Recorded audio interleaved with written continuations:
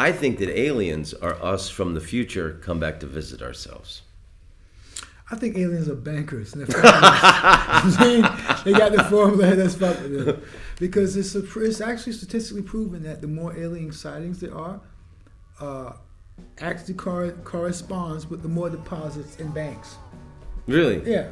Alien sightings equals more deposits in banks. Just in case. You know People what I are shitting themselves. They need security. They need security. And it also promotes gun sales. Everything promotes gun sales, right? Yeah. Why shouldn't it? It's maybe the last thing to keep us from those bitches overtaking us. Well, I don't want to. I don't want to give anybody the wrong concept because, like, the music, like these concept of, you know, like good versus evil with Zooathlon and the Zoogabrians. I don't want to give anybody the impression. No, because neutral versus neutral just doesn't sell any tickets. Yeah. You know, good versus evil. People can relate to that.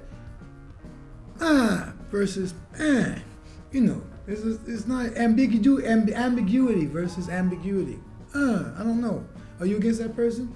I don't know. Let me think about it. That doesn't sell any tickets. You want to know, first of all, the Steelers, they hate the Ravens, and they're going to play Thursday night on, you know. And that's just the way it is. So it's just like the way our system is. At the same time, it's very disingenuous to judge the system as being entirely evil. It's also the fact that motivates us. We have to have something. Look at us. We're like slugs. We sit there, it's like, what are you doing? I don't know. What are you doing? I'm not doing anything. My back is hurting. Oh, your back is hurting? What do you know about back pain? I'll tell you about back pain. My back is hurting. You know, otherwise, what do you do? Production. And I'm a big believer, growing up in the South, as we both were raised in the Southern environments in America. God bless them. The South shall rise again. It's a wonderful opportunity at this particular time in life, seeing what the game is, seeing that you are in a game, waking up to it, realizing that you have the ball, realizing that you're on the 20-yard line, and that you've got another fresh set of downs to score. Because otherwise, despite all of our affiliations, what are you going to do? The bottom line is that we have to do something. We have to preoccupy ourselves with a mission, a goal, to enliven ourselves, to quicken ourselves. What are you going to do?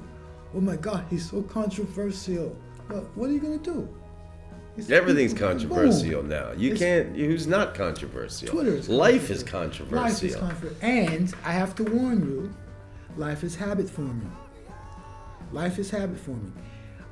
You will very rarely find anyone who gets out of life without having formed an habituation towards something that they love or moved by. Oh my God, I don't do anything. I don't do anything. I drink my coffee every day. And I go and I serve my military. Bam. Boom. And this is his habit. His habit is this, and he's got to do that. And he loves this TV show, and he loves that, and he loves making love to his wife in this position particularly. Boom. But you shouldn't have habits. You don't mean addicts.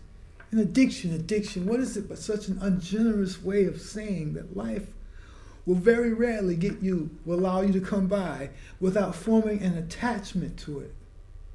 We're susceptible, we're vulnerable to forming attachments to life situations. Oh my God, he's a smoker.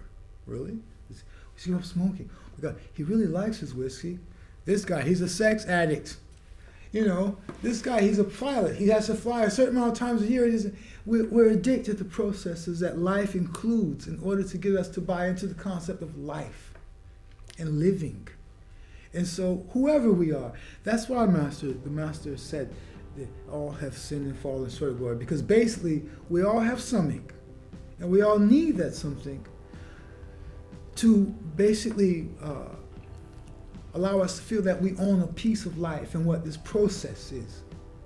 Okay, so if you buy into any process, any regimentation, every morning I have to go for a run for 3 miles, and I have to do this and I have to do that. Wonderful. But that's addictive, which is only an ungenerous way of saying that if you live long enough, life and its processes will get to you. But not all addictions are bad. No, addiction itself is a judgment. Addiction is a way of saying that a process of life, one of the things that life has to offer, one of the many things on the menu of life, has caught your interest. Something that makes you feel good over And something that says, no, I over. can motivate myself towards this because it takes something, we know it.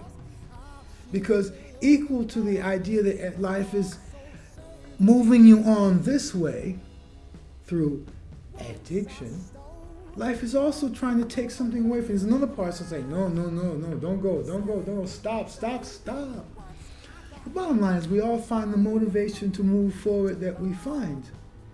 And if it's motivation that allows us to live another day into our process, it's good. If we're moving on, it's good. If rehab means you have a chance to actually meditate, take an opportunity to take some time out and to look back over your life and to meditate on it and to see what has gotten you to this point, then it wasn't all for nothing. It served a purpose. So it's just to reiterate that anyway life, engaging with life is a habituated process. Life is habituating. You will form some kind of habits. You know, I tease my wife like all the time about there's a certain time of day she gets up and she has a coffee and she's doing her thing. And it's her thing on the net. She's checking the situation, she might be checking the stocks, whatever. But it's her thing. And it's like, it's what she does when she makes her feel good, and right? gets up and gets her into her situation. So the ungenerous view of life that you have an addiction, it's like that, because you can also say I have an addiction to House of Cards. Oh my God, I've noticed I have a strange 12-step Kevin Spacey program going on. Anything Kevin Spacey's in, I notice I have to watch it. You know, is this an addiction? Or are we just drawn towards life by these particular shepherds? Coming back to the question, the statement you made about shepherds. So, us as shepherds, first the sheep only trust those shepherds who understand that they are sheep and they have come through the process. And the fact that, we're all cut from the cloth we're cut from. So, although we know that all sheep may wind up only black or white, we know that by the time we wind up wearing those bitches, they're gray, they're red, they're orange, they're blue, they're every color they can dye the wool in.